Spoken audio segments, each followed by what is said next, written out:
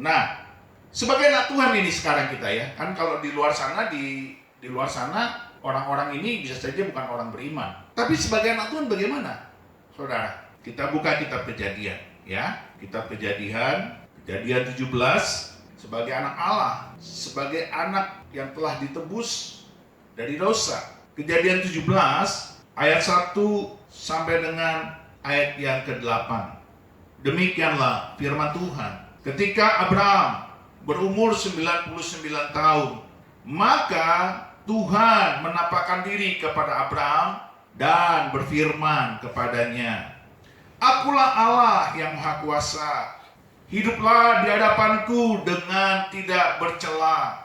Aku akan mengadakan perjanjian antara aku dan engkau, dan aku akan membuat engkau sangat banyak. Lalu sujudlah Abraham, dan Allah berfirman kepadanya, Dari pihakku, inilah perjanjianku dengan engkau. Engkau akan menjadi bapa sejumlah besar bangsa, karena engkau telah kutetapkan menjadi bapa sejumlah besar bangsa. Aku akan membuat engkau beranak cucu sangat banyak. Engkau akan kubuat menjadi bangsa-bangsa, dan daripadamu akan berasal raja-raja. Aku akan mengadakan perjanjian antara aku dan engkau serta keturunanmu turun-temurun menjadi perjanjian yang kekal, supaya aku menjadi Allahmu dan Allah keturunanmu. Kepadamu dan kepada keturunanmu akan kuberikan negeri ini yang kau diami sebagai orang asing, yakni seluruh tanah Kanaan akan kuberikan menjadi milikmu untuk selama-lamanya, dan aku akan menjadi Allah mereka. Puji Tuhan. Saudara lihat, kenapa pertama kali Tuhan berkata begini, Akulah Allah yang Maha Kuasa. Hiduplah di hadapanku dengan tidak bercela. Kenapa Tuhan tiba-tiba berbicara kepada Abraham, ya? Akulah Allah yang Maha Kuasa. Hiduplah di hadapanku dengan tidak bercela. Ini dengar ya, spirit of manipulasinya ada nih. Dia akan menjadi bapa banyak bangsa. Dia akan menjadi bapa banyak bangsa. Dia akan melahirkan raja-raja. Keturunannya akan masyhur di muka bumi. Dia akan menjadi besar. Dia akan menjadi bapa banyak bangsa. Itu sudah disampaikan sama Tuhan kepada Abraham. Tetapi kenapa tiba-tiba Tuhan mengulanginya lagi? Kenapa Tuhan mengulanginya lagi? Karena begini. Ini dengar ya, spirit of manipulasinya ada nih. Ketika janji Tuhan diberikannya kepada Abraham, Sarah percaya nggak istrinya? Sarai percaya nggak? Ketika didapati oleh Sarai, dia sudah tua dan dia mandul, maka di dalam pikiran Sarai tidak mungkin terjadi mukjizat, tidak mungkin terjadi keajaiban, tidak mungkin Allah yang perkasa dan maha kuasa itu sanggup membuat dia hamil di usia tuanya, sanggup membuat dia yang sudah menopause itu mengalami kehamilan. Di dalam pikirannya Sarai. Banyak anak Tuhan hari-hari ini begitu melihat keadaan sekitar kita, begitu melihat kondisi kita, begitu melihat bangsa kita, seringkali tidak sampai dan tidak sanggup untuk beriman, tidak sampai dan tidak sanggup untuk percaya bahwa mukjizat, bahwa kebangunan rohani, kebangkitan, lawatan, dan revival terjadi bagi bangsa kita. Itu nggak sampai. Demikian juga Sarai. Dan ketika Sarai sebagai anak Allah tidak percaya kepada Allah, dia lebih percaya kepada keadaan dirinya, kepada kondisi usianya. Lalu muncullah spirit manipulasi. Dia memanipulasi janji Tuhan itu bahwa Abraham akan menjadi bapa banyak bang. Dia manipulasi dengan cara bagaimana? Dia menyodorkan Hagar budaknya menjadi istrinya Abram, menjadi gundiknya Abram. Dia memanipulasi janji Tuhan. Dia memanipulasi kebenaran firman Tuhan. Dia memanipulasi kuasa Allah. Dia berpikir dengan dia melakukan itu, maka janji Tuhan terjadi dalam diri Abram. Spirit of manipulation sudah terjadi pada zaman dulu. Dan yang memeloporinya seorang perempuan yang disebut Sarai. Sarai artinya apa? Sarai artinya apa? Ayo. Putri Raja. Jadi kemana lah khotbah-khotbahku yang selama ini? Kalian ini duduk-duduk manis, kau pikir kau tuh ada kerajaan Allah atau gimana? Jadi Sarai artinya Putri Raja. Orang yang menganggap dirinya baik-baik saja, itu seperti saudara dan saya, ya kan? Anak-anak Allah di Republik ini menganggap semuanya baik-baik saja, ya kan? Saudara ikut arus saja, kemana saja arus bergerak. Saudara tidak peduli dengan kondisi bangsa kita, saudara tidak peduli dengan keadaan bangsa kita, saudara tidak peduli bagaimana pemerintahan ini diatur, dikelola, diurus. Saudara tidak peduli, pokoknya saudara hidup memenuhi kebutuhan hidup saudara. Yang penting saya bisa makan, saya bisa minum, saya bisa melakukan ini itu, dan saya punya karir. Ini seperti Sarai. Dia maunya nyaman. Yang penting Abram kasih dia makan, dia tetap bersikap sebagai putri karena dia dilayani oleh Hagar, karena dia di servis, dimuliakan oleh budaknya Hagar. Sarai menikmati hidup seperti itu. Dia bangga dengan kenyamanannya. Dia nggak peduli janji Tuhan. Dia nggak peduli imannya Abraham. Dia peduli pikirannya sendiri. Imannya adalah pikirannya.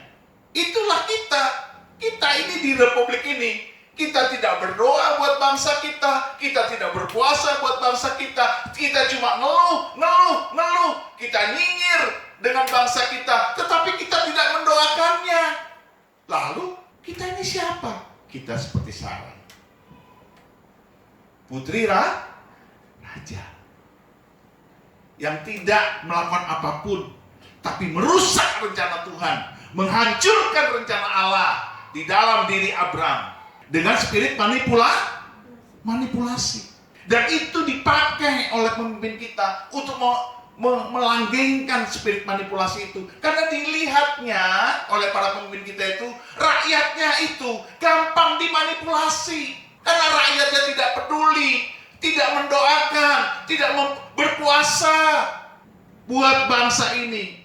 Jadi seruan-seruan tidak sampai ke surga karena tidak ada yang berseru. Tidak mendirikan tembok sebagai pagar, sebagai pendoa syafaat. Itulah Putri menikmati nggak mau lihat, nggak mau mengakui menikmati, tidak mau mengakui, tidak berdoa, tidak mau mengakui, tidak peduli. Itulah kita, bangsa kita ini, jemaat gereja Tuhan di Indonesia. Kita seperti Sarai dan kita memiliki spirit manipulasi. Lalu kita bilang apa? Ini ada Hagar, Abraham, ini ada Hagar. Kau hampirilah dia. Nanti janji Tuhan akan tercapai melalui Hagar. Dia manipulasi janji Tuhan. Makanya 13 tahun Tuhan tidak bicara kepada Abraham. Karena Ismail lahir tahun setelah umur daripada Abraham berapa? 86. Ketika Abraham berumur 86 tahun, lahirlah Ismail. Dari umur 86 sampai umur 99, Tuhan tidak bicara kepada Abraham. Tidak, 13 tahun loh. Tuhan betul-betul murka dan jengkel kepada Abraham. Baru di umur ke-99, akhirnya Tuhan bicara kepada Abraham. Dan perkataan yang pertama Tuhan sampaikan apa? Hiduplah di hadapanku dengan tidak. Aku Allah yang Maha Kuasa. Aku sanggup membuat mukjizat. Aku sanggup melakukan apapun juga, karena aku Allah. Kamu lihat Tuhan marah atau tidak? Nah, itu. Jadi kita jangan sampai seperti Sarai ya. Kita diam-diam saja terhadap bangsa ini, terhadap negeri kita yang sudah 79 tahun ulang tahunnya. Kita diam-diam saja.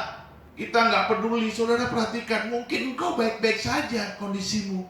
Seperti kondisi Esther. Kau baik-baik saja duduk di istana. Engkau nyaman. Kalau engkau tidak peduli bangsamu yang miskin, yang kelaparan, yang gak dapat pekerjaan, yang pengangguran. Sekarang susah loh cari kerja.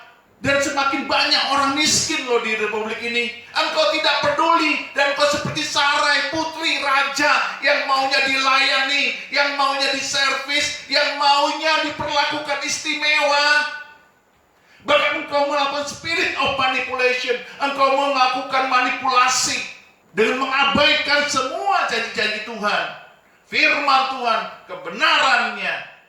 Kita kelihatannya baik-baik saja, tapi banyak orang di luar sana susah makan, susah cari kerja. Kalau sudah kerja, perhatikan baik-baik. Tidak semudah mengangkat pegawai menjadi pegawai tetap. Betul atau tidak? Harus menjadi pegawai kontrak 6 bulan, 1 tahun, nanti diperpanjang lagi. Nanti begitu mau masuk tahun ketiga, kan nggak boleh. Harus jadikan pegawai tetap. Akhirnya dipecat, cari pegawai baru lagi, kontrak lagi. Kejahatan demi kejahatan di dalam dunia itu seperti itu. Kalau kita tidak berdoa, bagaimana mungkin negeri ini bertambah baik? Karena kita anak